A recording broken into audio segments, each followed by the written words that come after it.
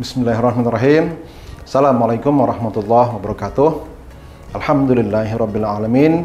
Wassalatu wassalamu ala asyrafil anbiya wal mursalin sayyidina wa nabiyina wa maulana Muhammadin wa ala alihi washabbihi ajmain.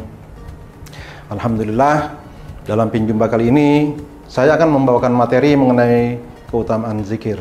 Kata zikir secara etimologi berasal dari kata zakara, yadhkuru, zukran atau zikran yang berarti mengingat atau menyebut.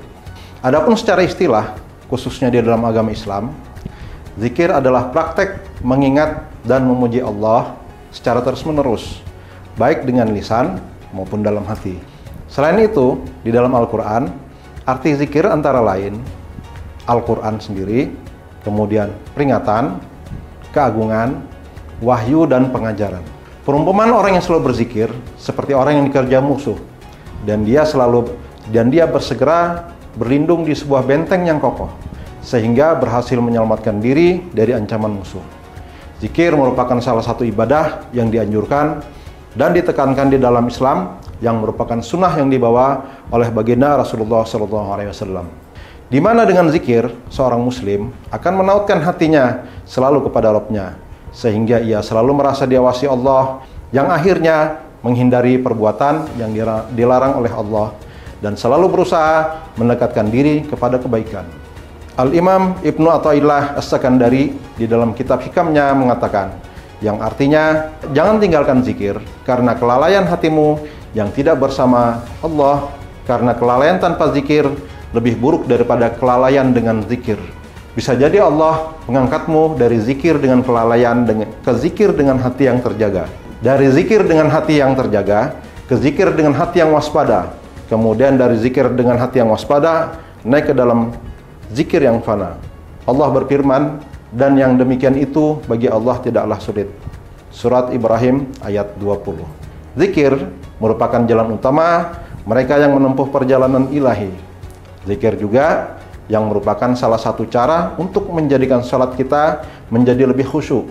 Sebuah analogi bahwa seandainya sebelum kita salat, kita memakan sesuatu yang pedas, maka rasa pedas tersebut akan sangat terasa atau akan masih terasa ketika kita sholat dan berangsur-angsur akan hilang. Mungkin sebagian kita pernah mengalami saat sholat, kita teringat akan hal-hal yang lucu yang kita perbincangkan dengan teman kita sebelumnya, bahkan terkadang sampai menahan tawa di pertengahan sholat kita. Hal ini terjadi karena kita belum menghilangkan rasa pedas tadi, rasa pedas perbincangan kita, sehingga apa yang kita perbincangkan efeknya masuk ke dalam pikiran kita saat sholat. Sehingga akibatnya, jangankan mengingat Allah, bahkan terkadang kita pun lupa sudah berapa rakaat yang telah kita lakukan di dalam sholat tadi. Kemudian selanjutnya adalah macam-macam zikir. Yang pertama, zikir tasbih. Zikir tasbih adalah salah satu zikir yang isinya adalah memuji akan maha sucinya Allah dari setiap sifat yang tidak layak disematkan kepadanya.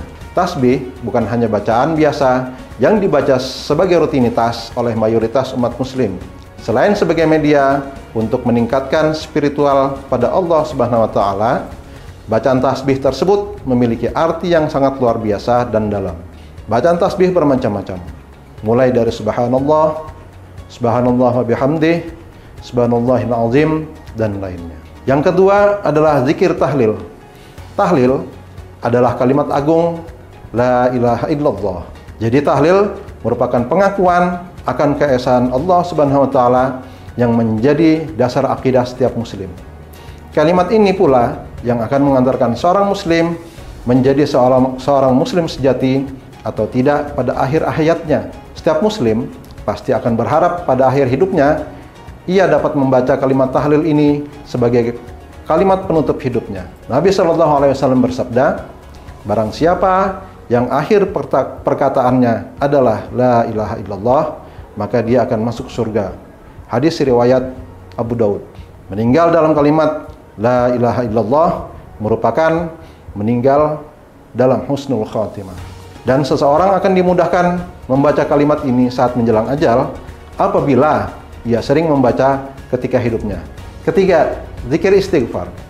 Istighfar salah satu zikir yang isinya adalah memohon ampun pada Allah atas segala kesalahan dan kekurangan.